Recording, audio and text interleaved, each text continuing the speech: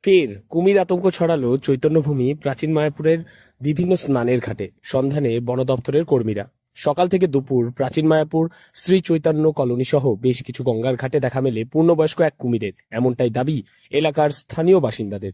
ফলে স্থানীয় বাসিন্দাদের পাশাপাশি গঙ্গায় স্নান করতে ভয় পাচ্ছেন তীর্থভূমিতে আসা অসংখ্য পুণ্যার্থী।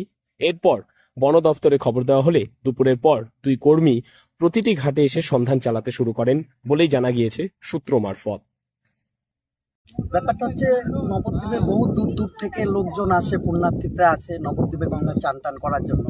তাতে লোক মুখে শোনা বা কুমির দেখা গেছে, তাতে এখানকার লোক বা বাসিন্দারা সবাই আমরা একটু আতঙ্কিত হই।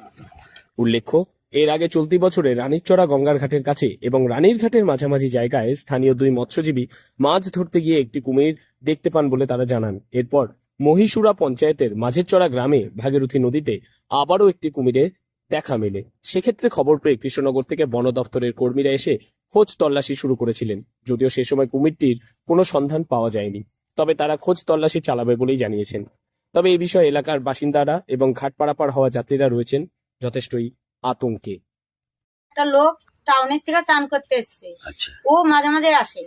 তো একলাই ছিল, উনি যখন চান করতে এসছে তখন উনি দেখে যে ওইখান থেকে কুমিরটা আসছে, পুরো মুখও জলের উপরে আর পিঠের এইখান থেকেও পুরোটা জলের উপরে।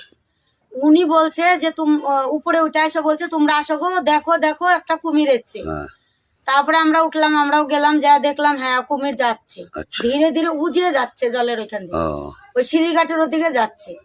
তারপরে যখন সব লোক গঙ্গা ধারে গেল তখন এতটা যায়, এদিকে একটা নৌকা ছিল, তো নৌকার পাশাপাশি যখন গেল তখন ডুব দিল। হ্যাঁ, ডুব দিল। বেশ বড় কুমির। হ্যাঁ, ভালোই বড়, মুখটাই তো এত বড় লম্বা, উপরে পিঠটাও এত বড় দেখা যাচ্ছে জলের উপরে, কালো রঙের। হ্যাঁ কালো রঙের। এতটাই আমরা এটা কোন ঘাট? এটা প্রাচীন মায়াপুর শ্রী চৈতন্য কলোনি। আচ্ছা। প্রসঙ্গত, জেলা বিভিন্ন জায়গা থেকে এর আগেও জেলায় একাধিকবার গঙ্গায় অবাধে কুমিরের বিচরণের অভিযোগ উঠে এসেছে। স্থানীয় বাসিন্দারা গঙ্গার একাধিক জায়গায় কুমিরকে সাঁতার কাটতে দেখতে পান এবং সেই সমস্ত দৃশ্য ক্যামেরাবন্দি করে বন দপ্তরের আধিকারিকদের দেখানো হয়। তবে এ পর্যন্ত সাধারণ মানুষের তেমন কোনো ক্ষতি না হলেও যথেষ্টই আতঙ্কের মধ্যে রয়েছেন তারা।